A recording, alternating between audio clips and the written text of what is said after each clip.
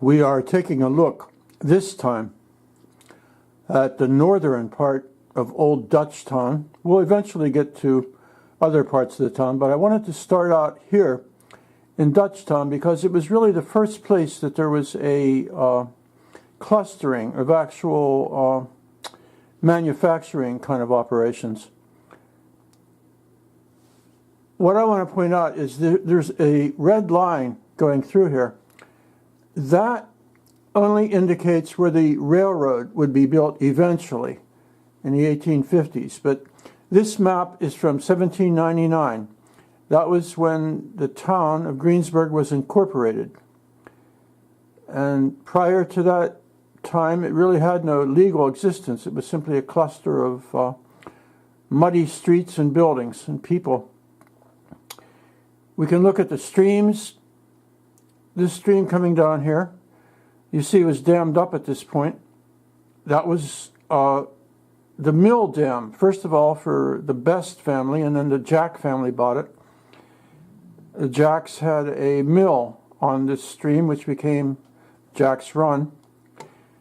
And this stream over here eventually became known as Coal Tar Run. This is Main Street going through Greensburg. The street up here, road, was called the Road to Puckety.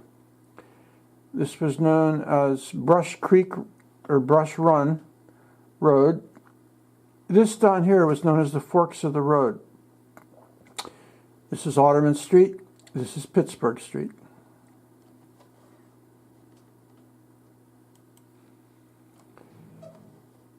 I mentioned Brush Run or Brush Creek Road. It's now what we know as College Avenue in Greensburg. And this is Otterman Street out here. This down here was once known as Forks of the Road because a person could go to Pittsburgh this way by way of Brush Creek, or they could go out this way and follow the old pike to Pittsburgh. Greensburg was on the east-west route of people traveling. Longfellow, William Wadsworth Longfellow, did have an appreciation of the village blacksmith and even wrote a poem about the village blacksmith. Under the spreading chestnut tree, the village smithy stands. The smith, a mighty man is he, with large and sinewy hands. And most local people at the time did also appreciate the blacksmith because he was a person that you'd turn to get things made. I mean, not everybody could make things out of iron. The smith could. At that time, you didn't have large quantities of things coming from China that you could buy at Lowe's or somewhere. You had to go to the village blacksmith. And he was a person that many people looked up to because it was a place the guys hung out there, the guys in town, and they knew him. He was a person of usually of great physical strength and a person who the townspeople looked up to. And we're looking at this stretch along Otterman Street. No less than 3 blacksmiths would have been working here, down here. Number 2 is the road that we now know as College Avenue, which was the road out to Brush Creek and to Pittsburgh. William Whitten had his wagon building business here. He also did blacksmith's work, as did Rudy Fess, who was also building wagons here and did his own smith work. Up here, John Sloan did blacksmith work, and he did smith work for the guy who had the carriage shop right above him, John Blank. Up here, right below the big house, was another blacksmith, and this was Pennsylvania Avenue coming across here. This was the big house that would eventually become owned by the Starks.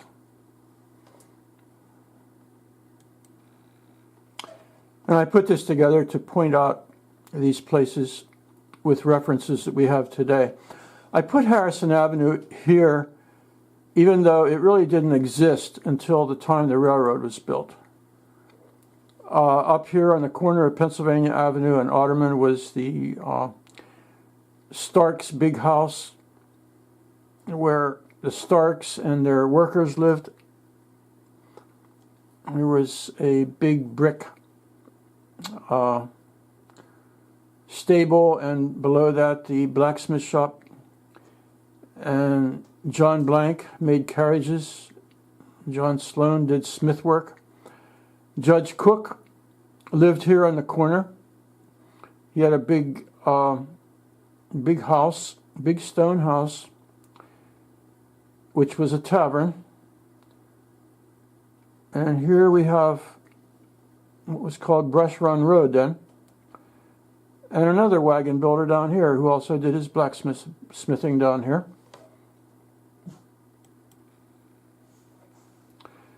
This is the Rialto, just pointing out this corner. This whole block of buildings was not here until the 1870s, when the old stone building was torn down and the Starks built what is now the Stark block. But prior to that, the old stone house had sat here, and it was at one time called the Spread Eagle. And we are told that Alexander Johnson, we're not told, it's recorded in the Family Farmers Register, that Alexander Johnston had commenced tavern keeping here at the old building here at the corner.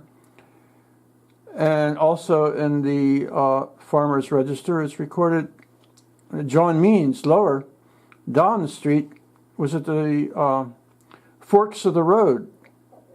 And John Means at one time had an elephant down there. I don't know how he got that, but that was also in the Farmers Register.